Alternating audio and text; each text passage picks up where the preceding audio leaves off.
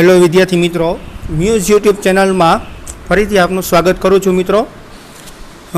આપણે આના પહેલાંના લેક્ચરમાં આપણે લઘુ બીજાણુ એટલે કે પરાગરજનું નિર્માણ કઈ રીતના થાય છે, લઘુ બીજાણુ જનનની ક્રિયા રહી આપણે ડિટેલમાં જોઈ હતી, બરાબર। એટલે મિત્રો લઘુ બીજાણુ જે પરાગાશય ગઈ એની અંદર લઘુ બીજાણુ ધાની હોય, જેમાં લઘુ બીજાણુ જનનની ક્રિયા દ્વારા લઘુ બીજાણુ એટલે કે પરાગરજનું નિર્માણ થશે। એ પરાગરજનો આપણે જોવા જાય તો એનું બંધારણ કેવું હોય, એનો બાહ્ય દેખાવ કેવો હોય, અંતર દેખાવ કેવો હોય, એ આપણે આજના લેક્ચરમાં જોવાનું થશે। તો મિત્રો પરાગરજ રહી સામાન્ય રીતે આપણે મોટાભાગે નરી આંખે જોઈ શકતા નથી, એનું નરી આંખે પાવડર સ્વરૂપે આપણે જોઈ શકીએ, પરંતુ આપણે એનું બંધારણ ડિટેલમાં જોવું હોય તો નરી આંખે ન જોઈ શકાય, તો એને આપણે સૂક્ષ્મદર્શક યંત્રમાં સ્લાઇડ ઉપર રાખીને આપણે એને જોવાની જરૂર પડે, બરાબર।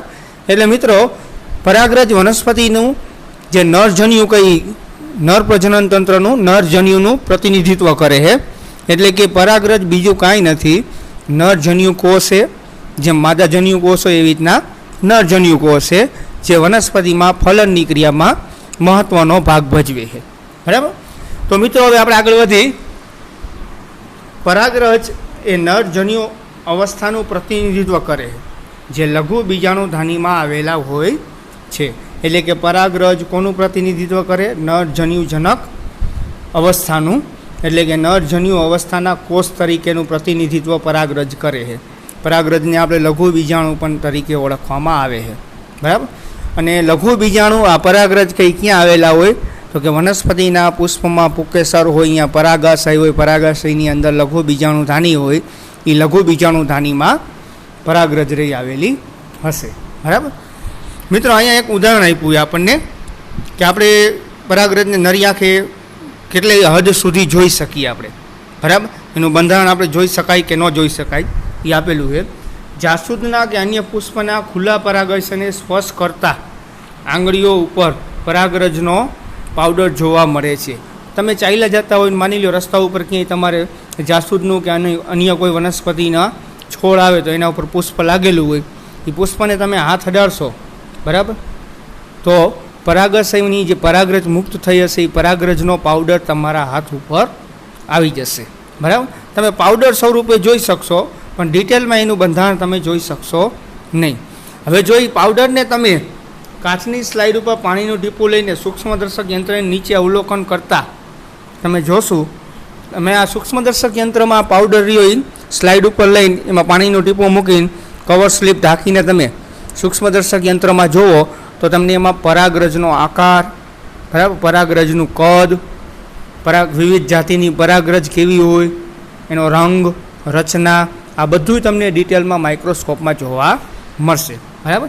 એટલે અવલોકન કરતાં વિવિધ જાતિની પરાગરજ તેના કદ, આકાર, રંગ અને રચના વગેરેમાં તમને ભિન્નતા જોવા મળશે। તમે જાસૂદની આપણે આ તો વાત થઈ, તમે અલગ અલગ વનસ્પતિના અલગ અલગ પુષ્પો લઈ આવો, એમાંથી પરાગરજનો પાવડર કાઢીને તમે સ્લાઇડ ઉપર લગાવશો તો અલગ અલગ જાતિની પરાગરજનો આકાર અલગ હશે, રંગ અલગ હશે, તેનું કદ અલગ હશે, બધું અલગ અલગ તમને જોવા મળશે। એટલે પરાગરજ રહી બધી જ વનસ્પતિની સરખી ન હોય, કદની દ્રષ્ટિએ, રંગની દ્રષ્ટિએ, આકારની દ્રષ્ટિએ અલગ પડી જશે, બરાબર। એટલે પરાગરજ સામાન્ય રીતે અલગ અલગ જાતિની પરાગરજમાં તમને વિવિધતા જોવા મળશે। અત્યારે જ ખબર પડશે, તમે જો માઇક્રોસ્કોપમાં પરાગરજને સ્લાઇડ ઉપર લઈને જોશો તો જ તમને ખબર પડશે, બરાબર। એટલે મિત્રો આ પરાગરજની બાહ્ય રચનાની આપણે વાત કરી હતી, બરાબર। હવે પરાગરજની આપણે ખરેખર રચના ડિટેલમાં જોવા જાય તો એના બંધારણની દ્રષ્ટિએ એની રચના કેવી હોય, બરાબર। એમાં આ બહારનું આવરણ હોય કે ન હોય, કેટલા કુલ આવરણ હોય, એનો સાઇઝ કેટલી હોય, બરાબર, સાઇઝ કેટલી હોય, ડાયામીટર કેટલો હોય, આ બધી ડિટેલમાં આપણે બંધારણની દ્રષ્ટિએ એની રચનાની વાત કરીએ। પરાગરજ સામાન્ય રીતે ગોળાકાર હોય છે, મોટાભાગની વનસ્પતિમાં પરાગરજ રહી ગોળાકાર હોય છે, બરાબર, જે 25થી 50 માઇક્રોમીટર, આ યાદ રાખજો મિત્રો, MCQ માટે જરૂરી છે, એનો વ્યાસ કેટલો હોય પરાગરજનો? સામાન્ય રીતે 25થી લઈને 50 માઇક્રોમીટરનો વ્યાસ ધરાવે, બરાબર। એટલે અલગ અલગ વનસ્પતિમાં એનો અલગ અલગ વ્યાસ હોય, પણ વ્યાસની રેન્જ કેટલી હોય? 25થી લઈને 50 માઇક્રોમીટર વચ્ચે જ પરાગરજનો વ્યાસ હોય. એ પછી કોઈ પણ વનસ્પતિની હોય. દિવાલ ધરાવે એટલે પરાગરજની રચનામાં 2 દિવાલો આવેલી છે, બરાબર. એમાં બહારનું આવરણ રહ્યું એ સખત હોય છે. બહારનું આવરણ એકદમ સખત હોય છે, જેને બાહ્ય આવરણ તરીકે ઓળખવામાં આવે છે. હવે આ બહુ મહત્વનો શબ્દ હોય મિત્રો. એ બાહ્ય આવરણ રહ્યું કેનેથી બનેલું હોય તો કે સ્પોરોપોલિનિન નામના દ્રવ્યથી બનેલું હશે. બહારનું આવરણ રહ્યું કેનેથી બનેલું હશે? સ્પોરોપોલિનિન નામના દ્રવ્યથી બનેલું હશે, જે ખૂબ જ પ્રતિરોધક કાર્બનિક દ્રવ્ય છે, બરાબર. ખૂબ જ પ્રતિરોધક કાર્બનિક દ્રવ્ય એટલે કે એવું દ્રવ્ય કે જેના ઉપર તાપમાનની કાંઈ અસર ન થતી હોય, જેના ઉપર ભેજની કોઈ અસર ન થતી હોય, બરાબર. જેના ઉપર પ્રકાશની કોઈ અસર ન થતી હોય, જેના ઉપર એસિડની કોઈ અસર ન થતી હોય, બરાબર. એટલે આવા દ્રવ્યો પ્રતિરોધક દ્રવ્ય કહેવાય કે જેના ઉપર ખાસ કાંઈ એટલા બધા વાતાવરણના પ્રતિકૂળ પરિબળો હોય તો એની અસર થતી હોય નહીં, બરાબર. હવે આવું આવરણ કેમ હોય મિત્રો? તો કે પરાગરજ બહારના વાતાવરણમાં જ વહન પામવાની છે, બરાબર. એટલે બહારનું વાતાવરણ કેટલું ખરાબ હોય એનું કાંઈ નક્કી હોતું નથી. તો બહારના વાતાવરણમાં પરાગરજને ટકવા માટે એ ટકી રહે, એનો નાશ ન થાય એટલા માટે કુદરતી જ પરાગરજનું બાહ્ય આવરણ કેવું હશે? પ્રતિરોધક હશે, જે સ્પોરોપોલિનિન નામના દ્રવ્યથી બનેલું હશે, જેથી કરીને બહારના કોઈ પણ બહારના વાતાવરણના પ્રતિરોધક પરિબળો હોય તો એની સામે પરાગરજને રક્ષણ આપવાનું કાર્ય કરે. એટલે મિત્રો આ MCQ માટે બહુ IMP છે, યાદ રાખજો કે પરાગરજનું બહારનું આવરણ સખત હોય, જેને બાહ્ય આવરણ તરીકે ઓળખવામાં આવે, અને એ સ્પોરોપોલિનિન નામના દ્રવ્યથી બનેલું હશે, અને તે ખૂબ જ પ્રતિરોધક દ્રવ્ય બનેલું છે, બરાબર. એટલે આ જે સ્પોરોપોલિનિન કંઈ સ્તર્યું થોડુંક તોડવું અઘરું છે, એ તૂટે નહીં ત્યાં સુધી પરાગરજનો નાશ થતો નથી, બરાબર. એના ઉપર જલદ ઊંચા તાપમાન, જલદ એસિડ, બેઝ, બરાબર. એકદમ જલદ એસિડ હોય, સ્ટ્રોંગ એસિડ, એકદમ સ્ટ્રોંગ બેઝ હોય, બહુ ઊંચું તાપમાન હોય કે બહુ નીચું તાપમાન હોય, બરાબર. અથવા વિઘટન કરતા ઉત્સેચકો હોય, એ પણ સ્પોરોપોલિનિન ઉપર અસર કરી શકતા નથી. એટલે કે એને આ ઉત્સેચકો જે વિઘટન કરતા ઉત્સેચકો હોય એ સ્પોરોપોલિનિન સ્તરનું વિઘટન કરી શકતા નથી. આટલું બધું સખત સ્તર હોય છે સ્પોરોપોલિનિન, કે જે એસિડ, સ્ટ્રોંગ બેઝ, બરાબર, ઊંચું તાપમાન કે ઉત્સેચકો પણ એના ઉપર અસર કરી શકતા નથી, જેથી કરીને પરાગરજને રક્ષણ મળી રહે. ગમે એવા પ્રતિકૂળ પરિસ્થિતિમાં પરાગરજનો નાશ થતો નથી, બરાબર. પરાગરજને કાયમીના માટે બહારના વાતાવરણમાં જ વહન થવાનું હોવાથી કુદરતી રીતે જ એનું બહારનું સ્તર એકદમ સખત હોય છે, બરાબર.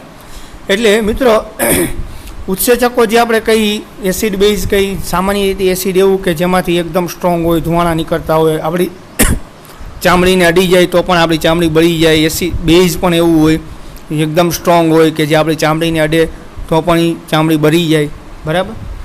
અને બહુ ઊંચું તાપમાન જે આપણે પણ સહન ન કરી શકીએ એવા ખરાબ પરિસ્થિતિમાં પણ સ્પોરોપોલિનિન ઉપર કોઈ અસર થતી નથી, જેથી કરીને પરાગરજના અંદરની તરફના જે કોષો હોય એને રક્ષણ મળી રહે, બરાબર. હવે અહીંયા જાણવા જેવી બાબત એવી છે મિત્રો કે પરાગરજનું બાહ્ય આવરણ જે આપણે કઈ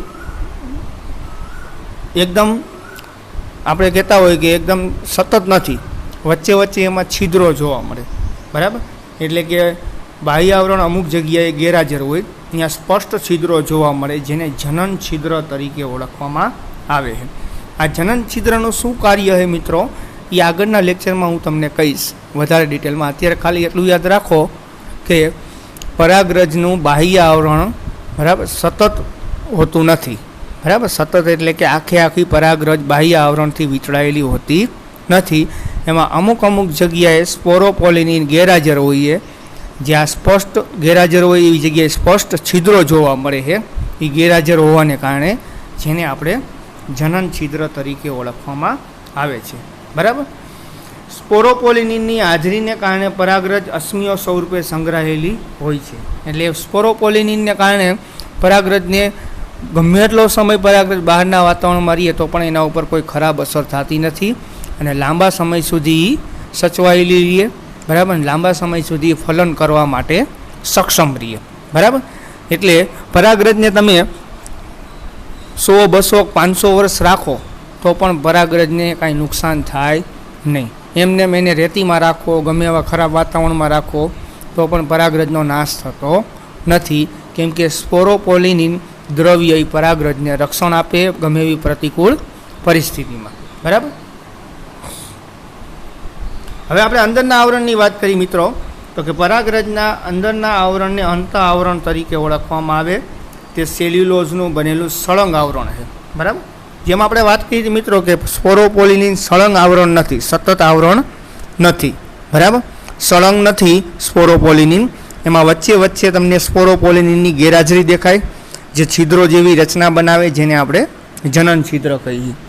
પરંતુ એના નીચેની તરફ અંદરનું આવરણ આવેલું હોય મિત્રો, અંત આવરણ તરીકે જેને ઓળખવામાં આવે છે, આ આવરણ સળંગ હશે.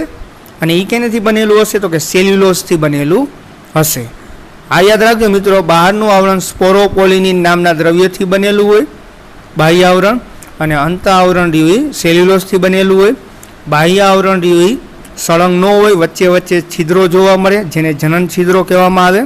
અને અંત આવરણ રહ્યું એકદમ સળંગ હશે, એમાં ક્યાંય છિદ્રો જોવા મળતા નથી. આખી આખી પરાગરજને કવર કરેલું હશે, સતત આવરણ હશે. બરાબર.